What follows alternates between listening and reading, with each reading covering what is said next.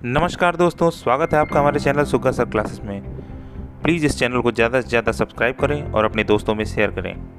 आज का हमारा टॉपिक है टाइप्स ऑफ केमिकल रिएक्शंस। यह टॉपिक यूपी बोर्ड और सीबीएसई बोर्ड दोनों के क्लास 10th की कक्षाओं के लिए इक्वली इम्पोर्टेंट है।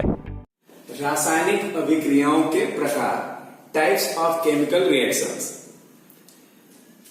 ये पहले यूनिट का दूसरा पार्ट है जिसमें हम रासायनिक अभिक्रियाओं के प्रकार देखेंगे कि केमिकल रिएक्शंस जो है वो कितने प्रकार के हैं। तो केमिकल रिएक्शन या रासायनिक अभिक्रियाओं का वर्गीकरण कई आधार पर होता है, उसके अलग अलग संदर्भ या क्राइटेरिया होते हैं। जैसे ऊष्मा के आधार पर रासायनिक अभिक्रिया दो प्रकार की होती है, ऊष्मा शोषी और ऊष्मा क्षेपी। अगर अभिक्रियाओं की दिशा के आधार पर देखें तो अभिक्रिया दो प्रकार की होती है, उत्क्रमणीय और अनुत्क्रमणीय। अगर हम इलेक्ट्रॉन के आधार पर देखते हैं तो भी दो प्रकार की होती है, ऑक्सीकरण और अपचयन। और अगर हम वेग के आधार पर देखें तो उसके आधार पर भी अभिक्रियाओं का वर्गीकरण है, तीव्र अभिक्रिया और मंद अभिक्रिया। लेकिन इनऑर्गेनिक केमिस्ट्री में और कार्बनिक रसायन में रासायनिक अभिक्रियाओं के मुख्य चार वर्गीकरण है। उसमें पहला है योगात्मक अभिक्रिया या संयोजन अभिक्रिया, एडिशन और कॉम्बिनेशन रिएक्शन। तो योगात्मक अभिक्रिया अथवा संयोजन अभिक्रिया क्या है, अब उसको समझा। Those reaction in which two or more than two substance combine each other and give a single product is called addition reaction or combination reaction। वे रासायनिक अभिक्रियाएं जिसमें दो या दो से अधिक रासायनिक पदार्थ आपस में जुड़कर एक नया उत्पाद बनाता है, उसे हम योगात्मक अभिक्रिया कहते हैं। जैसे C+O2 gives CO2, H2 plus Cl2 gives 2HCl। तो हाइड्रोजन और क्लोरीन मिलकर HCl बना रहे हैं, कार्बन और ऑक्सीजन मिलकर CO2 बना रहे हैं। Fe plus S gives FeS, 2Mg plus O2 gives 2MgO। तो यहां पर ये जो दो पदार्थ हैं ये आपस में मिलकर एक उत्पाद बना रहे हैं, इसलिए ये योगात्मक अभिक्रिया या संयोजन अभिक्रिया है, एडिशन और कॉम्बिनेशन रिएक्शंस। दूसरा प्रकार है अपघटन तथा वियोजन। यहां एक से ध्यान देंगे, कुछ बुकों में अपघटन अथवा वियोजन है। अपघटन और वियोजन समान नहीं होते हैं।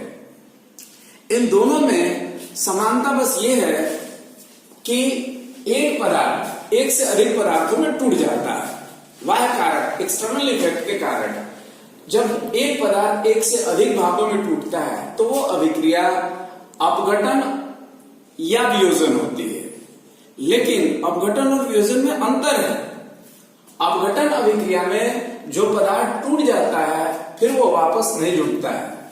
जैसे 2KClO3, अगर हम इसको गर्म करते हैं पोटेशियम क्लोराइड को, तो ये पोटेशियम क्लोराइड और ऑक्सीजन में अपघटित हो जाता है, फिर ये वापस जुड़ता नहीं है। इसलिए यह अभिक्रिया अपघटन अभिक्रिया है, डिकम्पोजिशन रिएक्शन है। वहीं PCl5 को अगर हम गर्म करते हैं तो PCl5 को गर्म करने से ये PCl3 और Cl2 में टूटता है और पुनः PCl3 और Cl2 जुड़कर PCl5 भी बनाता रहता है। तो ये वियोजन है। तो ये अंतर अपघटन और वियोजन में है, डिसोसिएशन रिएक्शन और decomposition reaction.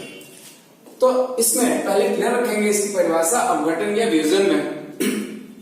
Those chemical reaction in which single substance is divided or gives two or more than two product is called decomposition reaction or dissociation reaction। But in the case of decomposition reaction, reaction is irreversible, that is reactant is not obtained by product, but in the case of dissociation reaction, a single product, a single substance is divided in two or more than two product, and in the same condition product gives reactant, that is this reaction is reversible reaction. तो ये अंतर आप ध्यान रखेंगे decomposition या अपघटन अभिक्रिया और डिसोसिएशन या वियोजन अभिक्रिया में, कि बाह्य कारकों के प्रभाव से जब कोई पदार्थ एक या एक से अधिक पदार्थों में टूट जाता है तो वो अपघटन या वियोजन होता है। अपघटन तब कहलाएगा जब वो अनुत्क्रमणीय होगा, इरिवर्सिबल होगा, और वियोजन तब कहलाएगा जब वो उत्क्रमणीय होगा। ये वियोजन और अपघटन में अंतर है। हालांकि अपघटन की अभिक्रियाओं को भी 2 या 3 भागों में बांटा गया है। पहला है ऊष्मीय अपघटन। जब ऊष्मा के प्रभाव में पदार्थ 2 या 2 से अधिक भागों में टूट जाता है तो उसको हम ऊष्मीय अपघटन कहते हैं। जैसे यहाँ है कि पोटेशियम क्लोराइड को हम गर्म कर रहे हैं तो ये पोटेशियम क्लोराइड और ऑक्सीजन में टूट रहा है, तो ये ऊष्मीय अपघटन है। उसी तरह से यहाँ गर्म करने पर ये भी टूट रहा है, तो ये वियोजन ऊष्मीय वियोजन है, thermal decomposition and thermal dissociation. और इसी तरह से अगर हम वैद्युत धारा के प्रभाव में अगर ये प्रक्रिया देखते हैं तो उसको कहते हैं वैद्युत अपघटन। जैसे जल का जब हम वैद्युत अपघटन कराते हैं प्लेटिनम इलेक्ट्रोड की उपस्थिति में तो वो हाइड्रोजन और ऑक्सीजन में अपघटित हो जाता है, 2 भागों में बढ़ गया। तो ये अपघटन है, डिकम्पोजिशन है। लेकिन ये कौन सा अपघटन है? वैद्युत अपघटन, इलेक्ट्रिक डिकम्पोजिशन। इसी तरह से वैद्युत वियोजन भी होता है। जब किसी लवण को, साल्ट को हम वाटर या आयनाइजेबल सॉल्वेंट में डिसॉल्व करते हैं तो वो आयनों में डिसोसिएट होता है, टूट जाता है, तो ये आयनाइजेशन कहलाता है, या इस प्रोसेस को हम वैद्युत वियोजन कहते हैं, आयनन अथवा वैद्युत वियोजन। तो वियोजन ये हो 2 प्रकार के, अपघटन भी 2 प्रकार के। लेकिन एक प्रकाश के प्रभाव में जब वियोजन अपघटन होता है तो उसको हम थर्मल डिकम्पोजिशन या प्रकाश अपघटन कहते हैं।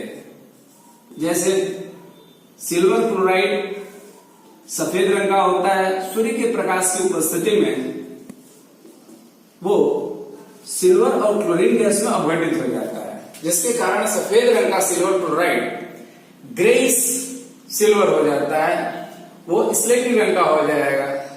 तो इस सिल्वर के बनने के कारण होता है, ये सूर्य के प्रकाश की उपस्थिति में होता है। इस अपघटन को प्रकाश अपघटन कहते हैं। तो ये अपघटन अभिक्रिया तथा वियोजन अभिक्रिया। अब तीसरा प्रकार है विस्थापन अभिक्रिया, डिस्प्लेसमेंट रिएक्शन। डिस्प्लेसमेंट रिएक्शन में जब कोई परमाणु या परमाणु समूह दूसरे परमाणु या परमाणु समूह को विस्थापित कर देता है, हटाकर उसकी जगह ले लेता है, तो इस प्रकार की अभिक्रिया को विस्थापन अभिक्रिया या रिप्लेसमेंट रिएक्शन कहते हैं। तो those reaction in which one substance or one atom or group of atom replace one atom or group of atom of another substance, this reaction is called displacement reaction या विस्थापन अभिक्रिया। जैसे zinc H2SO4 से जब अभिक्रिया करता है तो वहां से हाइड्रोजन गैस को रिप्लेस कर देता है, Zn plus ZnSO4 plus H2SO4। Zn plus H2SO4 gives ZnSO4 plus H2. When iron reacts with copper sulfate, it gives iron sulfate and copper. तो अब इन दोनों एग्जांपल्स में देख रहे हो कि यहाँ जिंक जो परमाणु है वो हाइड्रोजन को रिप्लेस कर दे रहा है, विस्थापित कर रहा है, और यहाँ पे आयरन कॉपर सल्फेट से कॉपर को विस्थापित करके खुद उसकी जगह ले रहा है। तो ये विस्थापन अभिक्रिया है कि एक तत्व का परमाणु या परमाणु समूह दूसरे तत्व के परमाणु या परमाणु समूह को विस्थापित कर देते हैं, तो इस अभिक्रिया को विस्थापन अभिक्रिया कहते हैं। यहाँ कॉपर सल्फेट के विलयन का रंग नीला होता है। जब आयरन उससे अभिक्रिया करके फेरस सल्फेट बना लेता है तो उसका रंग हरा हो जाता है। तो ये विस्थापन अभिक्रिया है।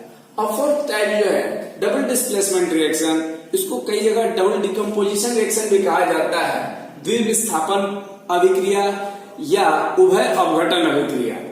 तो ऐसे अभिक्रियाओं में